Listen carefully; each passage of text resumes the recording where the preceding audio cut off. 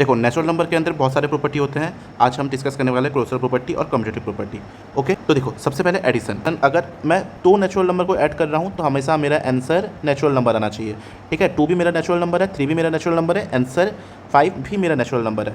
ठीक है, इसका मतलब मेरा एडिशन क्लोजर प्रॉपर्टी को सेटिस्फाई कर रहा है। ठीक है, बट अब सब्ट्रैक्शन में देखते हैं, अगर मैं 2 - 3 करता हूँ, देखो 2 मेरा नेचुरल नंबर है, 3 भी मेरा नेचुरल नंबर है, लेकिन आंसर हमारा -1 आ रहा है। क्या -1 हमारा नेचुरल नंबर है? नेचुरल नंबर नहीं है। ठीक है, तो हमारा सब्ट्रैक्शन क्लोजर प्रॉपर्टी को फॉलो नहीं करता है। मल्टीप्लिकेशन में क्या होगा, देखो एग्जांपल के साथ 2 × 3 किया तो date is 6।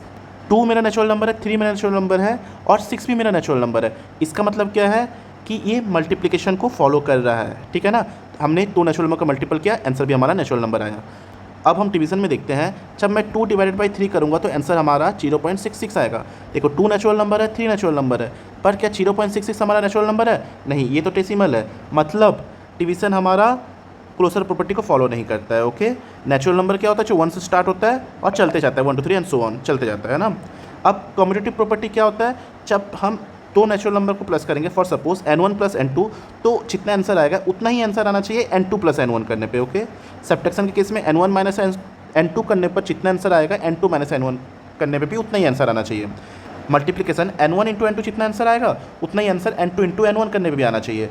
Division n1 / n2 जितना नंबर आएगा, जितना आंसर आएगा उतना ही आंसर n2 / n1 करने से भी आना चाहिए। n1 n2 और n क्या है हमारा? नेचुरल नंबर से बिलोंग करता है। ओके, यहाँ पे लिख देता हूँ n1 n2 और जो n है हमारा नेचुरल नंबर से बिलोंग करता है। ओके, नेचुरल नंबर से। ठीक है, अब देखो फॉर एग्जांपल अगर ले n1, जैसे 2 + 3 और 3 + 2 दोनों का आंसर ही 5 आता है, तो हमारा एडिशन कम्यूटेटिव प्रॉपर्टी को फॉलो करता है ना। अब इसके बाद सब्ट्रैक्शन के केस में देखिए 2 - 3 इज़ नॉट इक्वल टू 3 - 2। क्यों सर? 2 - 3 करेंगे तो -1 आएगा और 3 - 2 करेंगे तो 1 आएगा, और हमको पता है -1 और 1 इक्वल नहीं है।